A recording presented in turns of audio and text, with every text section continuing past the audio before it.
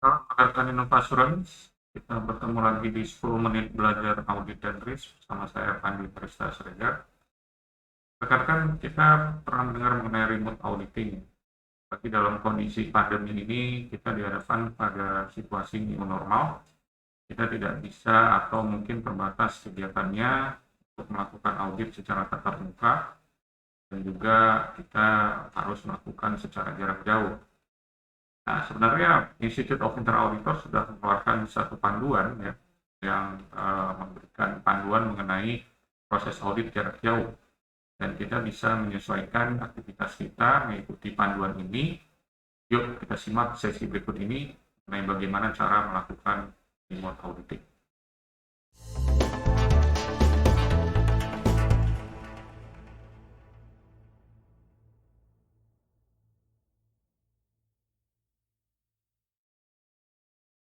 Ya, pada dasarnya remote auditing ini tidak banyak berbeda dengan audit biasa yang kita lakukan secara tatap muka.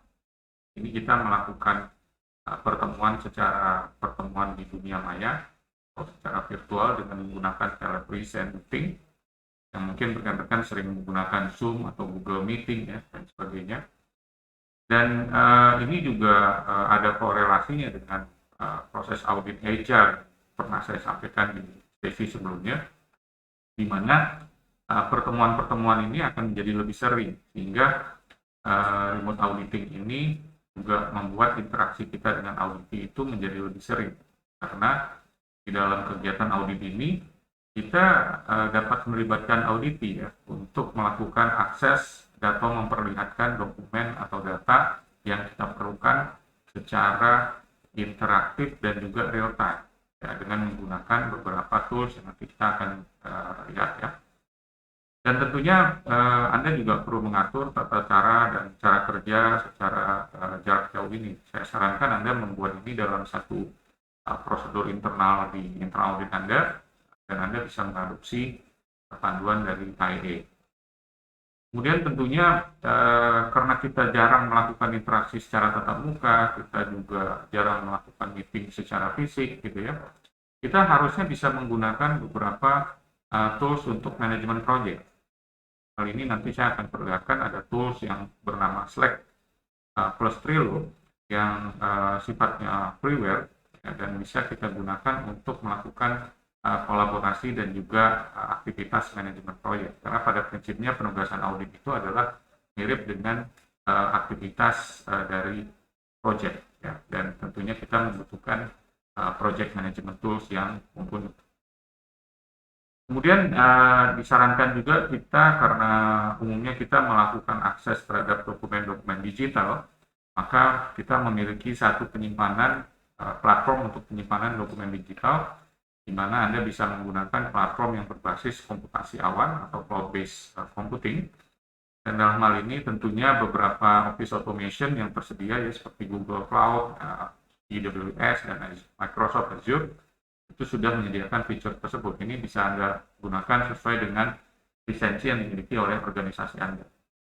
Tentunya kalau Anda menggunakan Google, maka Anda bisa mendapatkan itu secara pribadi. Kemudian tentunya kita bisa menggunakan cara kerja secara live streaming. Ya, misalnya dengan physical observation, Anda bisa meminta atau menggunakan strap-on pada auditi Anda, dan Anda minta mereka untuk menggunakan strap-on camera. Dan strap-on camera ini nanti akan langsung berhubung dengan pandangan dari si auditor internal yang melakukan remote audit ini, sehingga dia bisa mengarahkan auditi untuk mengakses dokumen-dokumen atau objek fisik yang ada di lingkungan kerja dari si auditi tersebut, sehingga bisa langsung diperiksa oleh auditor. Ya, dalam kondisi COVID ini seperti yang kita pahami, ada beberapa impact ya terkait dengan dunia audit internal ini ya. Profesi kita dalam hal ini juga salah satu dari profesi yang terdampak ya, di mana 4 dari 10 fungsi internal audit ini mengalami penurunan dari sisi anggaran. 2 dari 10 internal audit staffing ini mengalami cutback atau pengurangan dari jumlah staff ya, bahkan menggunakan outsourcing. Kemudian pengurangan dari staffing ini juga lebih tinggi 3 kali lipat pada industri-industri yang sifatnya consumer facing industry ya. Consumer facing industry dan juga hospitality seperti hotel ya, kemudian juga retailers dan juga perusahaan yang terkait dengan travel. Kemudian 6 dari 10 organisasi internal audit yang disurvei berdasarkan survei dari AI Global tahun 2020 ya, bulan Agustus tahun 2020 di 95 negara dan dari 1.572 internal auditor, 6 dari 10 mengatakan mereka melakukan perubahan atau penyesuaian terhadap audit plan. Dan juga 5 dari 10 organisasi internal audit ini menyatakan mereka bahkan melakukan pembatalan beberapa pelaksanaan audit. Dan tentunya hal ini menjadi satu dorongan bagi internal audit juga untuk merubah fokus auditnya, fokus kepada health and safety issues ya. Nah ini kalau kita lihat 65% dari audit plan yang berubah di sini juga berdasarkan survei yang sama dari AI Global Agustus tahun 2020. 65% ini kalau kita lihat ada 48% yang membatalkan beberapa audit engagement, jadi beberapa pelaksanaan audit dibatalkan. Kemudian ada pengurangan scope sebanyak 57%, kemudian ada penambahan dari audit engagementnya 44%, kemudian penambahan dari sisi scope 20% dan juga redirect audit staffnya untuk melakukan mutasi audit staffnya untuk melakukan pekerjaan-pekerjaan non-audit sebanyak 22%. Nah ini adalah gambaran besar dari apa yang ada di dalam panduan dari IAA tersebut mengenai remote auditing atau audit jarak jauh dalam rangka menghadapi pandemi COVID ya. Ini pada prinsipnya sih kalau kita lihat tahapannya hampir sama dengan tahapan audit biasa ya, di mana pada saat planning dia juga melakukan reassessment of risk dan juga audit coverage dan priorities ya sama.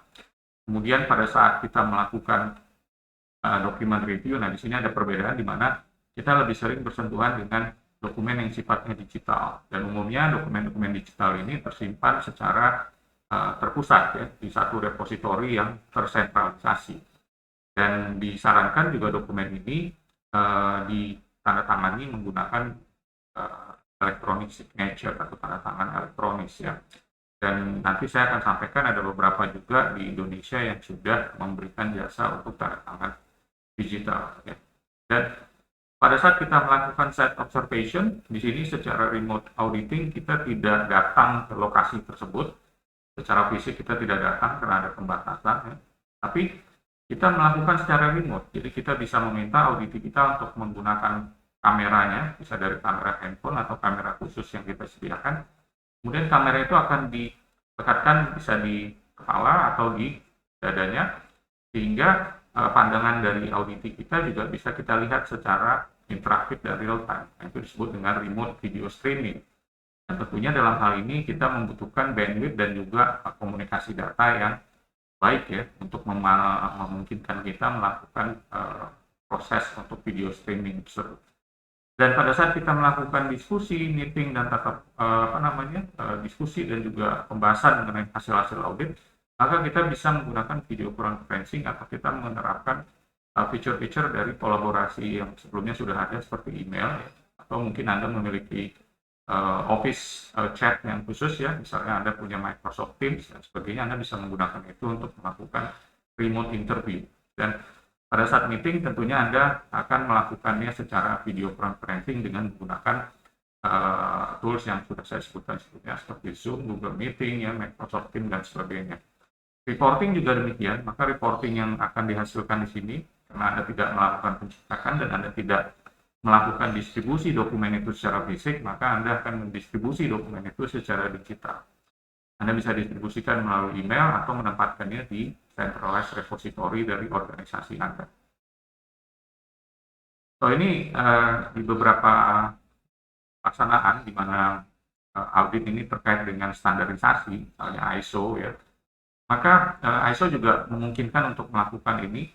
Sehingga pada saat Anda melaksanakan audit ya, seperti kita lihat di sini siklusnya sama, tapi nanti pada saat penyelesaian dari audit itu maka Anda mesti melakukan beberapa penyesuaian terkait dengan non-conformity sehingga Anda bisa mendapatkan sertifikat dari standar yang Anda ingin diuji. Ya.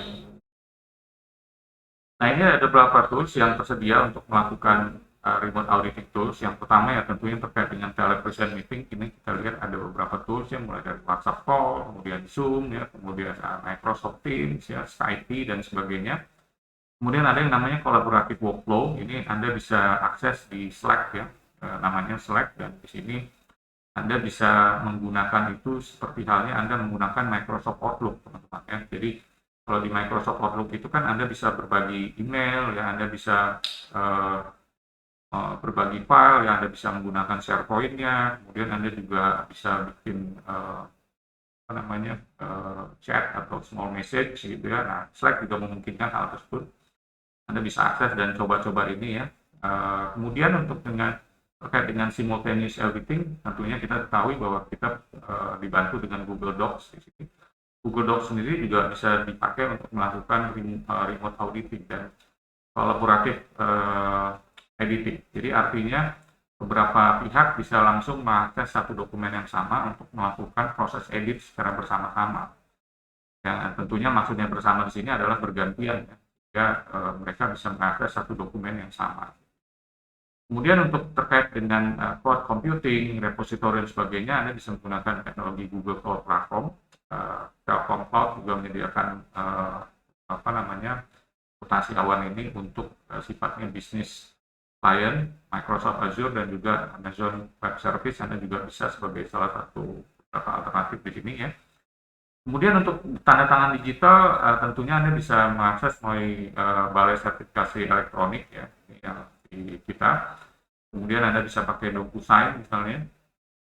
Dan untuk melakukan proses review secara fisik, Anda bisa menggunakan semacam eyewear atau strap-on camera yang Anda tempatkan di dada ya atau di atas kepala, sehingga pada saat auditi Anda itu misalnya Anda minta untuk mengakses satu penyimpanan dokumen atau Anda mau melakukan inventory checking ya, inventory stock of name dan sebagainya, atau Anda melakukan pemeriksaan fisik, Anda minta dia untuk membuka satu dokumen, maka pandangan mata dari si auditi itu akan langsung Anda bisa akses. Dan dalam hal ini tentunya live streaming itu bisa Anda pakai sebagai bukti audit. Nah, ini banyak dipakai ya, terutama pada rekan-rekan kita yang melakukan audit secara fisik di lapangan, misalnya di industri oil and gas atau di perusahaan-perusahaan yang terkait dengan konstruksi ya.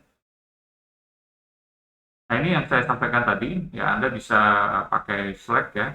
Slack ini adalah satu aplikasi freeware di mana Anda bisa daftar dan Anda bisa pakai secara gratis ya, di mana di sini dia mirip seperti Microsoft Outlook, cuma Slack ini bisa ditambahkan beberapa feature yang Anda dapatkan dari aplikasi-aplikasi atau add-ons ya.